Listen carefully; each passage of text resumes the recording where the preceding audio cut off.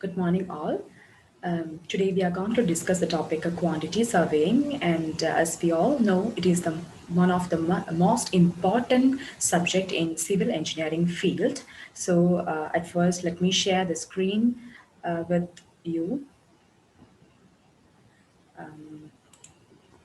Let me share the screen. Okay, hope it's clear.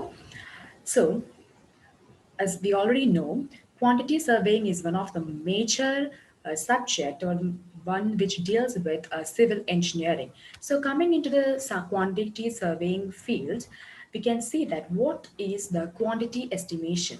Okay, quantity estimation means we are estimating the quantities. That is, we know when we look into a building, we can see that there are brick parts, there are plasterings, the foundation parts, and even the steel parts and the steel reinforcement parts and the concrete and all those parts. So what happens is this quantities has to be estimated. So for construction, we need to know the quantity of material which is required, which can be the brick, as already told, the brick, the the so-called plastering or anything. So the quantity estimation mainly aims at estimating those quantity which are required to for a building construction, not only building, in the many other constructions like dams or the so-called bridges and all those things.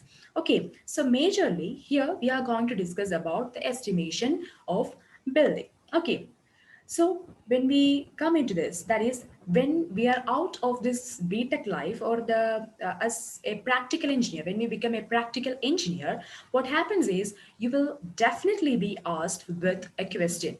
That is, uh, what are the materials required for constructing this thing, or the so-called how many bags of cement are needed for construction of my house?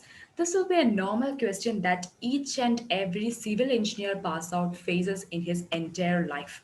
Okay, so how much sand is needed and all those questions will be asked. So if you want to answer such a question, you need to study this quantity surveying or the so-called quantity estimation. Okay, so, when we come into this topic, the important part is the normal mathematical things, that is, volumes and the so called surface areas, length, and all those things should be in your mind when you are taking an estimate. So, you all know how to take the volume of a cube, that is, by taking the base area into its height, multiplying with its height, what we will be getting? We'll be getting the volume. Similarly, if you want a surface area, what will be the case? We can multiply the length and breadth part. Okay, so that will give you a surface area. So keeping this in mind, we can go into our topic, that is the building estimation.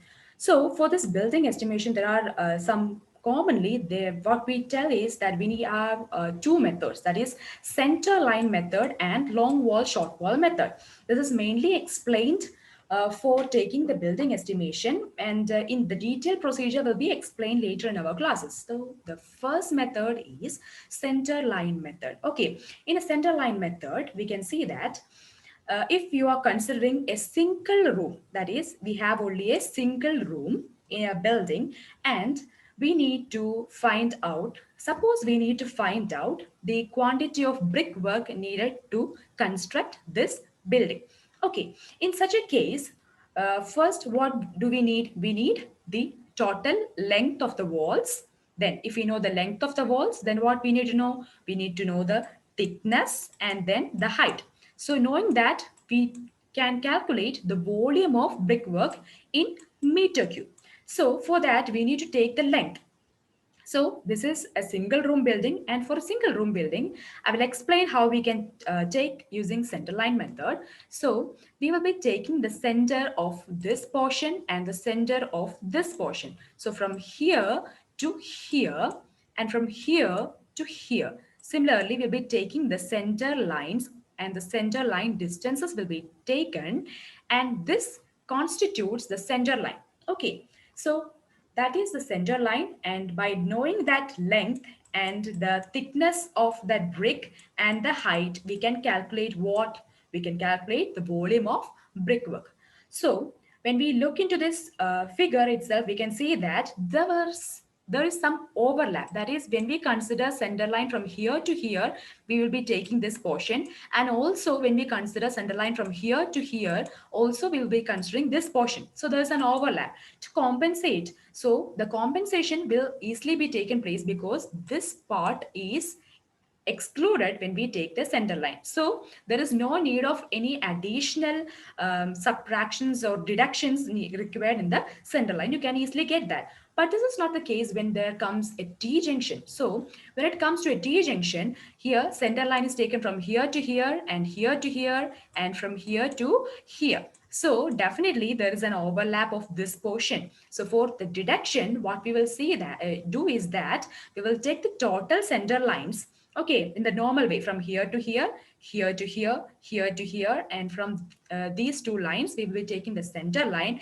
and that is depicted by this total center line, from which we will be subtracting some thing. That is, half times the number of junctions. So here, how many junctions are there? There will be two number of junctions. 2 into what is the breadth of this wall? Let it be 0.23 meter. Then what we will be having is we will be subtracting this from this total center line, which will give the net center line. Then that net center line can be used as the length. Then knowing the breadth, we can multiply with that breadth and height. So we will be getting easily the volume. The another method that we are going to discuss is the long wall short wall method. Okay, in the long wall short wall method, what the case is that we will be taking the long wall, that is here in this rectangular single room building shown, the length will be taken from this end to this end, complete length. So one long wall completely is considered for the length.